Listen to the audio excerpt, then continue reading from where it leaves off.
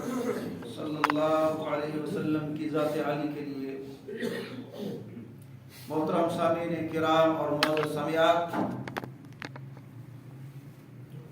انسان کی زندگی میں اگر مقصد چھوٹا ہو تو اس کو زیادہ آزمائشوں کا سامنا نہیں کرنا پڑتا، اور اگر زندگی میں مقصد بڑا ہو، ٹارگٹ بڑا ہو، تو انسان کو بڑی بڑی تکالیف کا سامنا کرنا پڑتا ہے۔ یہ بات میں دہرا رہا ہوں پچھلے خطبات سے، اور نبی کریم صلی اللہ علیہ وسلم کی حدیث مبارکہ بھی کئی دفعہ آپ کے سامنے رکھ چکا ہوں کہ ہر شخص پر جو آزمائشیں ہیں اس کے دین کے بقدر آتی ہیں۔ جتنا دین میں پختہ ہے آزمائشیں زیادہ ہیں، جتنا وہ دین میں کمزور ہے، کوئی مقصد نہیں ہے، اتنی آزمائشیں اور مصیبتیں چھوٹی اور کم۔ ہمارے معاشرے کے اندر ایک عام توحید پرست یہ سوچتا ہے مجھے تو کوئی مسئلہ نہیں، میری زندگی ٹھیک چل رہی ہے، عقیدہ بھی توحید والا ہے، نمازیں بھی وقت پر ہیں، سارے معاملات ہیں، داڑھی وغیرہ بھی ہے، معاشرتی رسموں میں حصہ بھی نہیں لیتا، یہ سارے معاملات ہیں، لیکن پھر بھی مجھے تو کوئی تکلیف کا سامنا نہیں کرنا پڑ رہا، میرے معاملات تو بڑے ٹھیک چل رہے ہیں۔ بھائی تیرا زندگی کا مقصد ہی کوئی نہیں، تو ذمہ داری لے نہیں رہا، اور وہ ذمہ داری کیا ہے؟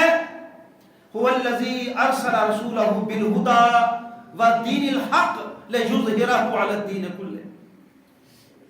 میں آپ، میری مائیں بہنیں، ہم اللہ کے در میں موجود ہیں، جمعہ پڑھ رہے ہیں، دیانتداری سے یہ بات کریں، دیانتداری سے، کیا اللہ کے دین کو غالب کرنا میری زندگی کے مقاصد میں سے ہے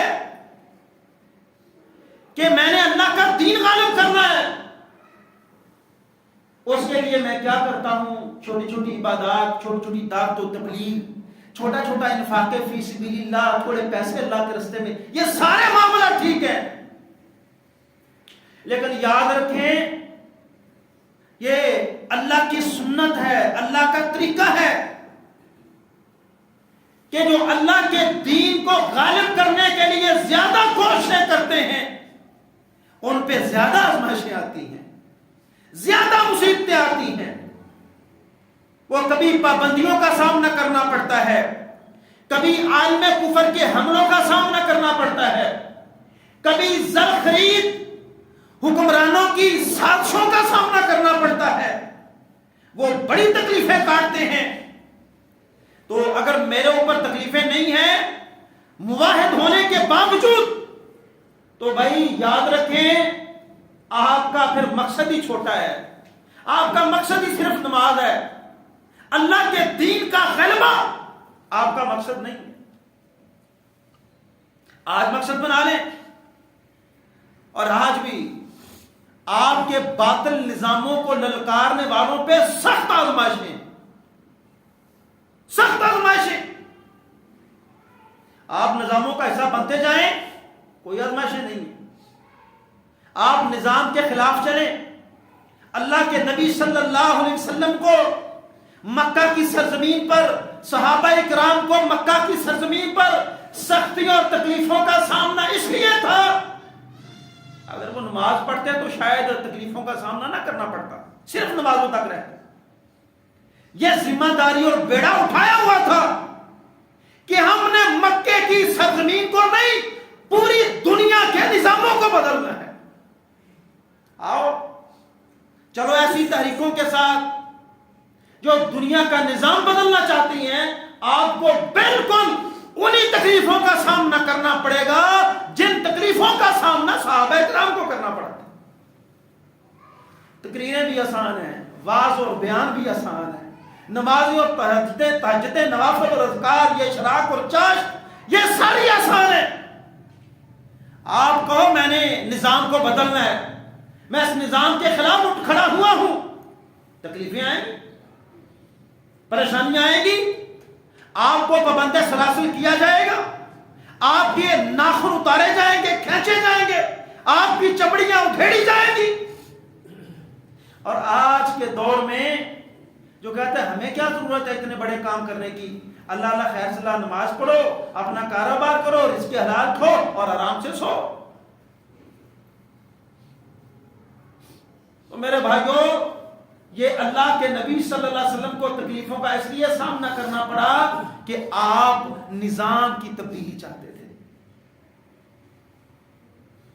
لیکن میں بڑے افسوس سے کہوں گا کہ آج بڑے بڑے ذمہ دار وہ باطل نظاموں کا حصہ بن رہے ہیں، باطل نظاموں کا حصہ بن رہے ہیں۔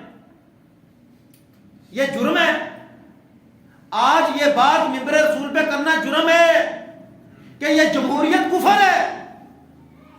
مولوی تیری اکڑ ٹکانے ہیں، تو کلا جام پہ ہے، نویں فتوے دینا، اتنے بڑے علامے فہمے سیاست میں رہے، کرتے رہے، تم نئی بات کر رہے ہو، خبردار یہ بات کی کر کے دیکھ لو کہ نظام ٹھیک نہیں ہے، یہ کفریہ نظام ہے، لوگ آپ کی بات چیت پہ پابندی لگائیں گے۔ آپ کہو یہ تاغوت کی پوجا ہے، اللہ کے متبادل دیے گئے نظاموں کے مقابلے میں نظام کھڑا کرنا ہے، نہیں مانیں گے لوگ، کہہ نہیں بھائی یہ دعوت قبول نہیں ہے، مولوی صاحب نماز کی بات کریں، ذکر اذکار کی بات کریں، یہ سیاست والا ٹاپک آپ کو زیب نہیں دیتا۔ میں اللہ کی قسم اٹھاتا ہوں، جمعے کا بیان ہے، یہ ممبر رسول ہے کہ جو آج بھی نظاموں کے بدلنے کی بات کرے اس کو تکلیفوں کا سامنا کرنا پڑے گا۔ اگر میں نہیں کر رہا تو پھر وہ نبی کے دین کے غلبے کی ذمہ داری میں نے لی نہیں ہے۔ آپ وہ ذمہ داری لے کے دیکھ لیں، پابندیاں ہیں، تکلیفیں ہیں، جیلیں ہیں۔ وہ کون تھے؟ وہ گوانتانامو بے میں دنیا کی بدنام ترین وہ جو جیل ہے، دنیا کی سب سے بڑی جیل، وہ کاٹنے والے کون تھے؟ جو کہتے تھے ہم نے دنیا کا نظام بدلنا ہے۔ یہ 20 سال کی جنگ لڑنے والے افغانی کون تھے جو کہتے تھے شریعت اسلامیہ لانی ہے؟ تو دنیا کے فرعونوں اور طاغوتوں کو تمہاری نمازوں کی پرواہ نہیں، تمہاری زکاتوں کی پرواہ نہیں، تمہاری فلاحی تنظیموں کی پرواہ نہیں، ان کو پرواہ ہے نظام کی۔ کہتے ہیں جو کرنا ہے کرو، نظام کی بات نہیں کرنے دیں۔ جو میرے نبی کو وہ ابو جہل 2 ٹکے کا انسان، وہ جو صعوبتوں، مشقتوں، تکلیفوں کا آپ کو سامنا کرنا پڑا اس کے ہاتھوں، سبب کیا تھا کہ اللہ کے نبی کہتے تھے کہ چودھریوں کا نظام نہیں، میں نے اپنے رب کی زمین پہ اپنے اللہ کا نظام قائم کرنا ہے، یہ میری ذمہ داری ہے، ڈیوٹی ہے۔ تو چودھری کہتے تھے نہیں، دنیا کے آج بھی دنیا کے چودھری کہتے ہیں نہیں، مسلمانوں 2 نماز کرو، پڑھو نمازیں، کرو حج، 2 زکاتیں، ہمیں کوئی شکوہ نہیں ہے۔ ہاں، اسمبلیاں، قوانین، بندے ہمارے، قانون ہمارے، لا ہم بنائیں گے، ہماری مرضی سے قانون پاس ہوگا، ہماری مرضی سے قانون فیل ہوگا۔ اور یہاں میں مجبور ہوں مثال دینے پہ، یہ آپ کی ابھی جو انٹرم گورنمنٹ ہے، اس سے پچھلی جو گورنمنٹ ہے، اسمبلی کے اندر شراب کی حرمت کا بل پیش ہوا تھا۔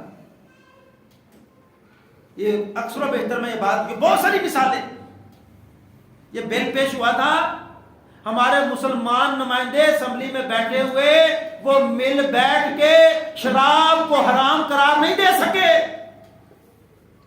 میرا رب قرآن میں 1400 سال پہلے شراب کو حرام قرار دے چکا۔ یہ نظام مجھے اور آپ کو محتاج کرتا ہے انسانوں کا، جبکہ اللہ کی قسم ہے اللہ کا جو نظام ہے وہ انسانوں کو انسانوں کی غلامی سے نکال کے اللہ کی غلامی میں لاتا ہے۔ اسمبلی بل پاس کرے گی تو آئین قانون ہوگا، ورنہ نہیں ہوگا۔ ہم 342 ممبر نان مسلمز کے علاوہ ہم کو نکال لو، ہم پاس کریں گے تو شراب پہ پابندی ہوگی، ہم پاس نہیں کریں گے تو ملک میں شراب پہ پابندی نہیں ہوگی۔ یہ غیر اللہ کا نظام، تو میرے بھائیوں نبی علیہ الصلوۃ والسلام پر آپ سوچتے یہ تکلیفیں یہ مصائب، یہ ابو جہل کیا کہتا ہے مکے والوں سے اور قریشیوں، یہ محمد صلی اللہ علیہ وسلم تمہارے سامنے اپنا چہرہ خاکلود کرتا ہے، نماز والا معاملہ، اپنا چہرہ خاکلود کرتا ہے، اب میں نے دیکھ لیا نا تو اس محمد کی گردن روند ڈالوں گا، نعوذ باللہ من ذالک، میں اس کی گردن روند ڈالوں گا۔ تو یہ بدبخت بیت اللہ میں آتا ہے، دیکھتا ہے کہ کعبہ کے قریب، کعبہ کے سین میں اللہ کے نبی صلی اللہ علیہ وسلم نماز ادا فرما رہے، تو آپ نماز ادا فرما رہے ہیں، یہ آگے بڑھتا ہے کہ میں اس محمد کی گردن روند دوں گا، کچل دوں گا، اس کی گردن پہ پاؤں رکھوں گا۔ آگے بڑھا کہ فوراً اپنی ایڑی کے بل اچھل کے پیچھے ہوا۔ لوگوں نے پوچھا اے ابو جہل کیا ہوا؟ تو کہتا تھا میں محمد کی گردن کو روند دوں گا، کیا مسئلہ بنا؟ کہتا ہے درمیان میں میرے اور محمد کے درمیان میں خندق ہے، آگ ہے اور پر ہی پر ہے، خندق ہے، آگ ہے اور پر ہی پر ہے۔ اور اللہ کے رسول صلی اللہ علیہ وسلم فرماتے ہیں جب آپ نے نماز مکمل فرما لی تو آپ صحابہ سے مخاطب ہو کے فرماتے ہیں اگر یہ ابو جہل آگے بڑھتا تو اللہ کے فرشتے اس کا ایک ایک عضو اچک لیتے، اس کو موقع پہ ختم کر دیتے۔ اس میں سبق ہے میرے لیے اور آپ کے لیے کہ جو دنیا سے ٹکر لیتا ہے صرف اللہ کے نظام کی بات کرتا ہے، اللہ کی قسم ہے پھر اللہ کے فرشتے آسمانوں سے اس کی مدد کے لیے آتے ہیں۔ کام بڑا کٹھن ہے لیکن بڑا ضروری ہے کہ باطل نظاموں کا انکار اور اللہ کے قانون کا اقرار۔ میٹھا میٹھا دین، یہ دنیا میں جو ذلت اور رسوائی ہے نا، یہ صرف میٹھے میٹھے دین کی وجہ سے ہے۔ بس میٹھی میٹھی بات کرو، مشقت والا عمل ہمارے لیے نہیں ہے، ہم نہیں کر سکتے۔ اور بھائی دنیا کے اندر جب مقاصد بڑے ہوتے ہیں، یہ قرب قیامت کا دور آ رہا ہے نا، یہ آپ اور میں سوچتے ہیں کہ اللہ یہ فلسطینیوں کی مدد، ان کی مدد کب تو بھیجے گا، متى نصر اللہ، کب مدد آئے گی؟ یہ ضابطہ ہے اللہ کا قرآن میں، ان مع العسر یسرا۔ اللہ نے تنگیوں کے ساتھ آسانیاں رکھی ہیں، اور یاد رکھنا آج کے دور میں جتنی مشقتوں، تنگیوں، مصائب اور تکالیف سے ہمارے فلسطینی بھائی گزر رہے ہیں، کوئی بھی نہیں گزر رہا، کوئی بھی نہیں گزر رہا۔ اور یاد رکھنا میری اس بات کو، عارضی طور پر وہ بیچارے شکست سے دوچار ہیں لیکن نبی کی باتیں سچی ہیں، نبی کی باتیں سچی ہیں۔ آپ کا جو غزوہ ہند ہوگا نا، غزوہ ہند، اس کے اندر فلسطین سے خلیفۃ المسلمین، مسلمانوں کا حاکم وہاں سے اپنا لشکر بھیجے گا غزوہ ہند میں لڑنے کے لیے۔ اس کا مطلب ہے کہ وہ وقت آنے والا ہے جب فلسطین والے، شام والے ان قریب انشاءاللہ وہ مضبوط ہو جائیں، یہ غلامی کے توق اتر جائیں گے۔ تو یہ تنگیوں کے اوپر پھر اللہ آسانیاں بھی دیتا ہے۔ یاد رکھیں میں انفرادی شخص، آپ گھر میں کبھی معاشی تنگی آ جائے نا تو یاد رکھنا یہ آسانی کی نوید ہوتی ہے۔ مومن بندہ ڈگمگاتا نہیں ہے کمزور حالات دیکھ کے، اس کو پتا ہوتا ہے یہ میرے حالات جیسے بھی ہیں تنگ ہیں، معاشی یا معاشرتی کوئی بھی حالات تنگ ہے نا، جب حالات تنگ ہو جائیں تو یاد رکھو عنقریب آسانی آنے والی ہوگی۔ تو یہ مکے کے اندر مسلمانوں کا مارے کھانا، صحابہ کا اذیتیں برداشت کرنا کیا تھا؟ زندگی میں مقصد بڑا تھا کہ دنیا کے اوپر علی کلمت اللہ کے لیے کام کرنا ہے، اللہ کا پیغام پوری دنیا میں پہنچانا ہے۔ یہ سبب تھا۔ جب عزم بلند ہوتے ہیں، جب مقصد بڑے ہوتے ہیں، پھر تکلیفیں بھی زیادہ جھیلنا پڑتی ہیں۔ یہ عقبہ بن ابی معیط نبی کریم صلی اللہ علیہ وسلم سین کعبہ میں نماز پڑھ رہے ہیں، یہ ابو جہل اور اس کی مجلس، اس کی پارٹی بیٹھے ہیں، ٹھٹھا مذاق کر رہے ہیں، اور اس بے ایمان کو سوچی کہتا ہے کون ہے؟ وہ محمد نماز پڑھ رہے ہیں، کون ہے جو فلاں قبیلے کے جانور کی اوجڑی رکھ کے اس کے کندھوں پہ رکھ دے؟ یہ بدبخت عقبہ بن ابی معیط یہ اٹھا، وہ اوجڑی لے کے آیا، خون آلود اوجڑی، نبی علیہ السلام کے کندھوں کے، آپ سجدے میں گئے ہیں، کندھوں کے درمیان رکھتی۔ عبداللہ ابن مسعود فرماتے ہیں میں دیکھ رہا تھا کاش میرے پاس اس وقت قوت ہوتی، میں نبی کو اس اذیت اور تکلیف سے بچا سکتا۔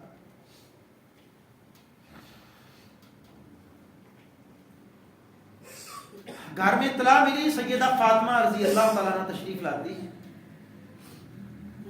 اور آ کے کندھے سے اوجڑی اتاری، اور بعض روایات میں کیا ہے، پھر اللہ کے نبی صلی اللہ علیہ وسلم فرمانے لگے اللہم علیک بقریش، اے اللہ ان قریشیوں کو پکڑ لے، اے اللہ ان قریشیوں کو پکڑ لے، ابو جہل کو پکڑ لے، عتبہ کو پکڑ لے، شیبہ کو پکڑ لے، عقبہ بن ابی معیط کو پکڑ لے، ولید ابن مغیرہ کو پکڑ لے، ان سب کا نام لے لے کے پھر اللہ کے نبی صلی اللہ علیہ وسلم فرمانے لگے اللہ ان کو پکڑ لے۔ عبداللہ ابن مسعود فرماتے ہیں، کہتے ہیں کہ پھر غزوہ بدر میں ہم نے دیکھا، یہ ایک دفعہ نا چونک گئے جب اللہ کے نبی صلی اللہ علیہ وسلم نے یہ بد دعا کی نا کہ اللہ تو ان کے لیے کافی ہو جا۔ یہ مشرکین مکہ کا بھی یقین تھا کہ حرم کے اندر مانگی گئی دعا اللہ ضرور قبول کرتا ہے۔ یہ چونک گئے کہ اب ہماری خیر نہیں لگتی، پریشان ہو گئے، لیکن چونکہ پارٹی بڑی ہو تھوڑا ناز تو ہوتا ہے نا، ہماری پارٹی بڑی ہے، محمد بگاڑ کیا لے گا صلی اللہ علیہ وسلم۔ تو عبداللہ ابن مسعود فرماتے ہیں یہ سارے بے ایمان میں نے دیکھا جن کے خلاف اللہ کے نبی صلی اللہ علیہ وسلم نے بد دعا کی تھی، یہ غزوہ بدر کے بعد مرے پڑے تھے سارے، یہ نبی کی بد دعا ان کو لے گئی۔ یہی عقبہ بن ابی معیط نبی علیہ السلام کی کبھی گردن میں چادر ڈالتا ہے، باندھ دیتا ہے، ابو بکر صدیق بچانے کے لیے آگے بڑھتے ہیں، ان کو چھوڑا، ابو بکر صدیق کو مارنا شروع کر دیا۔ یہ 4 نبوی کے حالات آپ کے سامنے، 4-5 نبوی کے حالات آپ کے سامنے رکھ رہا ہوں۔ 3 سال تو خفیہ دعوت دی نا، آپ کو موقع تھا علی اعلان دعوت کا، لیکن ابھی تک بیت اللہ کے اندر علی اعلان دعوت رسول اللہ صلی اللہ علیہ وسلم نے ابھی تک نہیں دی تھی۔ ایک دن ابو بکر صدیق رضی اللہ تعالیٰ عنہ آتے ہیں اور کہتے ہیں اللہ کے نبی آپ اعلان کریں، ان لوگوں ہم اللہ کے دین کی دعوت دیں گے، میں اعلان کرتا ہوں، میں خطبہ دیتا ہوں۔ اللہ کے نبی فرمانے لگے ایک بات، حدیث کے اندر ایک بات ملتی ہے، ابو بکر ابھی ہم تھوڑے ہیں۔ باوجود اس کے ابو بکر صدیق کھڑے ہوئے، خطبہ دینے لگے، اللہ کی توحید کا پیغام کافروں کے کانوں تک پہنچا رہے ہیں۔ ڈر خوف نہیں ہوتا، جو جس کے دل کو اطمینان ہے نا میں حق پر کھڑا ہوں، کبھی ڈرتا نہیں ہے، ڈگمگاتا نہیں ہے، خوف نہیں کھاتا، پریشان نہیں ہوتا، اس کو پتہ ہے میں حق پر اور اللہ کی طرف سے۔ خطبہ شروع کیا، کافر سارے پل پڑے، اچھا تمہاری قریشیوں یہ چھوٹا سا قبیلہ، تمہاری اتنی جرأت، دعوت دینے لگی ہو ہمیں علی اعلان، ایسا نہیں ہونے دیں۔ صحابہ کرام کو مار پڑ رہی ہے، نبی علیہ السلام بھی موجود ہیں، آپ پر بھی ظلم و تشدد ہے، اور حضرت ابو بکر صدیق کو تو اتنا مارا گیا کہ آپ بے ہوش ہو کے گر پڑے، یہاں تک کہ آپ کا قبیلہ بنو تمیم آیا اور وہ ابو بکر صدیق رضی اللہ تعالیٰ عنہ کو اٹھا کے لے گئے۔ پچھلا پیر ہے، دن ڈھل چکا ہے، ابو بکر صدیق بے ہوش ہیں، گھر لے جائے گئے تو بعض روایات کے اندر آتا ہے کہ کچھ نا لوگ موجود تھے تو برا بلا کہنا شروع کر دیا، تیرے کیا اس نے باہر آیا نہ کام کر، سارے مار پی تیری وجہ سے۔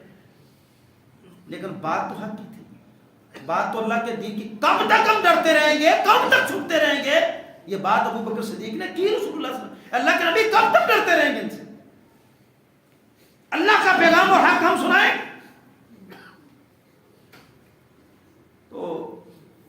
گھر میں گئے, لوگ برا بھلا کہہ کے کچھ چلے گئے, ماں موجود ہے, ہوش آیا, ماں کہنے لگی بیٹا کچھ کھا لو. ابو بکر صدیق فرمانے لگے مجھے نبی کا بتائیں, میرے نبی کا کیا حال ہے, پہلے کچھ کھا لو, تمہارے اندر دم خم آ جائے, ذرا قوت طاقت آ جائے, پھر بات کریں گے. نہیں, میں نے قسم اٹھا رکھی ہے جب تک میں نبی کو دیکھ نہ لوں کچھ بھی نہیں کھاؤں. ماں کہنے لگی بیٹا مجھے کیا پتا. کہا کہ آپ بنت خطاب کی طرف جائیں, ان سے پوچھیں. گئی, محمد صلی اللہ علیہ وسلم کا پتہ ہے کدھر ہے؟ جواب کیا ملا, نہ مجھے ابو بکر کا پتہ ہے نہ محمد کا پتہ ہے, مجھے نہیں پتا کدھر. جب آپ کی والدہ نے اس کو بات سنائی کہ یہ معاملہ ہے, ابو بکر تو بے ہوش تھا. اچھا میں پتہ کروں تمہارے بیٹے. آج پتہ کرنے کے لیے آئی اور وہی درخواست جو مانے, چلو کچھ کھا لو پھر بات کرتے. محمد صلی اللہ علیہ وسلم کدھر آئے, مجھے اس بات کی اطلاع دو, مجھے کھانے کی بات نہ کرو.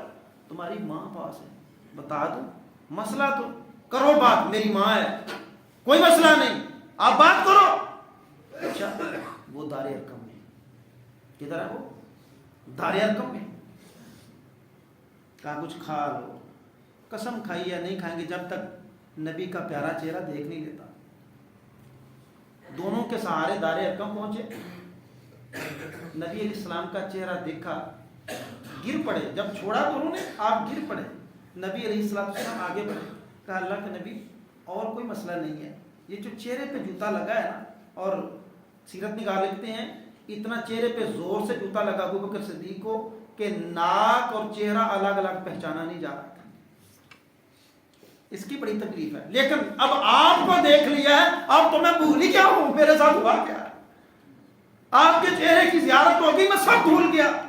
وہ سارے لپک پڑے, ابو بکر صدیق رضی اللہ تعالیٰ عنہ دلاسا دینے لگے. یہ مارے کیوں تھی کہ زندگی کے مقصد بڑے تھے, یہ اذیتیں کیوں تھی کہ میرے یہ کوئی اذیت نہیں, کوئی کیوں, میری زندگی کا مقصد ہی کوئی, کھو پیو اور موج کرو. پھر ان کے ساتھ نہیں, عثمان بن عفان رضی اللہ تعالیٰ دین اسلام قبول کیا. چچا کیا کرتا, چٹائی میں لپیٹ کے نا آگ ایک سائڈ سے لگاتا, دھونی دیتا کہ اس کا دم گھٹ جائے, چھوڑ دو اسلام کو. ایک نہیں, مصعب بن عمیر ہے شہزادہ, مکے کی سرزمین پہ بہترین قسم کی خوشبو لگانے والا, دن میں کتنے کتنے لباس تبدیل کرنے والا. جب اسلام قبول کیا ہے گھر سے نکال دیا گیا. اور جب ان کی وفات ہوئی ہے تو اللہ کے نبی صلی اللہ علیہ وسلم فرماتے تھے یہ مکے کا شہزادہ تھا. اور اب حال دیکھو, جب دنیا سے جا رہا ہے اس کے تن پہ اتنی چادر ہے کہ سر ڈھانپتے ہیں تو پاؤں ننگے ہو جاتے ہیں, پاؤں ڈھانپتے ہیں تو سر ننگا ہو جاتے ہیں. یہ مکے کا شہزادہ ہے. دین اسلام ایسا دین ہے کہ نہیں تکلیفیں موجود نہیں, جن کی زندگی کا مقصد اللہ کے دین کا غلبہ ہے, پھر ان کو فقر کا لباس بھی پہننا پڑتا ہے, فقر کا لبادہ پہننا پڑتا ہے کہ یہ وہ شہزادہ ہے جو دنیا سے جا رہا ہے. مارے کھائی ساری زندگی دین اسلام کے لیے. بلال حبشی, بات کرنے کی ضرورت ہے بلال حبشی پہ, بچپن سے تم نے سنا ہے. وہ بے ایمان امیہ ابن خلف کیا کرتا تھا کہ کبھی دیکھتی ریت پہ لٹانا, کبھی گلے میں رسی ڈال کے بلال حبشی کی گردن پہ رسی کے نشان پڑ جاتے تھے, اور اوباش نوجوانوں کو پکڑ کے وہ مکے کی گلیوں میں گھسیٹتے تھے. وہ خباب ابن ارت رضی اللہ عنہ, کتنے صحابہ, ایک لمبی فہرست ہے. حضرت سعد کو دیکھو نا, ماں نے کہا تھا محمد کا دین چھوڑ دے ورنہ میں بھوکی مر جاؤں گی. 3 دن تک ماں نے کھایا پیا کچھ نہیں ہے. حضرت سعد نے کیا کہا تھا, تیرے جیسی 100 مائیں ہوں, ایک ایک کر کے محمد کے دین پہ قربان کر دوں صلی اللہ علیہ وسلم. تو ایک ماں ہے, پریشانی اس بات کی ہے ایک ماں ہے, 100 مائیں ہوتی میں ایک ایک کر کے محمد کے دین پہ قربان کر. اور میرے بھائیو, یہ سوال میں آپ سے کرتا ہوں, آپ سے کرتا ہوں, ماں بہنوں سے کرتا ہوں. ہمیں تو اذیتیں نہیں ہیں, ہمیں تو تکلیفیں نہیں ہیں, ہم پر تو وہ مصائب کے پہاڑ نہیں ہیں, ہمیں تو دہتے کوئلوں پہ نہیں لٹایا جاتا, ہمیں تو تپتی ریتوں پہ نہیں لٹایا جاتا, ہمیں تو آگ میں نہیں جھونکا جاتا, ہمارے ناخن تو نہیں کھینچے جاتے, ہمارے جسموں پر تشدد کے نشان تو نہیں ہیں. پھر میں محمد محمد کا دین کیوں چھوڑ چکا صلی اللہ علیہ وسلم؟ میں دین سے بیزار کیوں ہو چکا؟ اس لیے میری زندگی کا مقصد ہی کوئی نہیں، کھانا پینا اور مر جانا تیسرا مقصد زندگی کے اندر آئے نہیں۔ اور میرے بھائیوں، آج نبی علیہ السلام آج کے دن کی دعوت، آج کے خطبے کی دعوت، نبی علیہ السلام کی سیرت کی دعوت، اپنی زندگی کے اندر مقصد دین اسلام کے غلبے کا مقصد بناؤ کہ میں نے میرا وقت، میرا مال، میری دولت، میری صلاحیتیں، میری قوتیں، میری طاقت، میرا کنبہ، میرا قبیلہ، میری پارٹی، میرے یار، میرے دوست مل کے انشاءاللہ رب کے دین کو وحدہ ٹون گجرانوالہ نہیں پوری دنیا میں غالب کریں۔ اچھا سوچنے کو پابندی ہے؟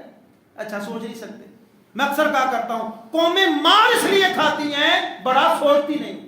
اور مثال کیا دیا کرتا ہوں، کالج میں بچوں سے کہتے ہیں بیٹا محمد بن قاسم، ایک دوسرے کی طرف دیکھ کے ہنستے ہیں، ہم اور محمد بن قاسم۔ اگر ہم سے کہیں کہ بیٹا ایک مومن کی شان کعبۃ اللہ سے زیادہ ہے، تب بھی پریشان ہوتے ہیں کہ ہم اور کعبۃ اللہ وہ تو بڑا وہ، ہماری تو کوئی عزت کیوں؟ کردار تمہیں بتلاتا ہے کہ تم اس قابل نہیں ہو۔ بندہ بڑا سوچ سکتا ہے، اس کا کردار اس کو بڑا نہیں سوچنے دیتا۔ اور میرے بھائیوں، ہم اللہ سے دعا کریں کہ اللہ جب تک زندہ ہیں ہمیں صراط مستقیم پہ قائم رکھنا۔ ہمارے اندر کمیاں کوتاہیاں ہیں، اگر دین سے ہٹے ہوئے ہیں، زندگی کے مقصد سے ہٹے ہوئے ہیں تو اللہ ہمیں معاف کر دینا اور ہمیں مقصد کی طرف لٹا دینا، اور ہمیں اپنے ہمارے نفس کے سپرد نہ کرنا۔ اے اللہ تو ہمیں ہر وقت اپنی حفاظت میں رکھنا۔ یہ دعائیں ہیں، یہ دعوت ہے آج کے خطبے کی۔ ہم بھائی میرے بھائیو بتاؤ، جو اپنے 5-6 فٹ پہ دین نافذ نہیں کرتا، کیا وہ دنیا میں دین غالب کرے گا؟ سب سے پہلے دعوت تو اپنے جسم سے چلتی ہے نا۔ تو آؤ میرے بھائیو، میں اپنے آپ کو پابند کروں محبت رسول کے اندر، محبت الہی کے اندر، کہ میں پہلے خود دین پہ کاربند کروں گا، دین کی پابندی کروں گا، پھر دین کی دعوت دینی ہے، خالص دین کی دعوت دینی ہے، دنیا میں اللہ کے نظام کی بات کرنی ہے۔ دنیا میں ٹکرانا پڑا ٹکرا جاؤں گا، مرنا پڑا مر جاؤں گا، جلنا پڑا جل جاؤں گا۔ زندگی کا اور مقصد ہی کیا ہے اگر اللہ کے دین کی، اللہ کے قانون کی، اللہ کے نظام کی بات نہیں کر سکتا؟ تیری زندگی بیکار اور فضول۔ اللہ سمجھ کے عمل کی توفیق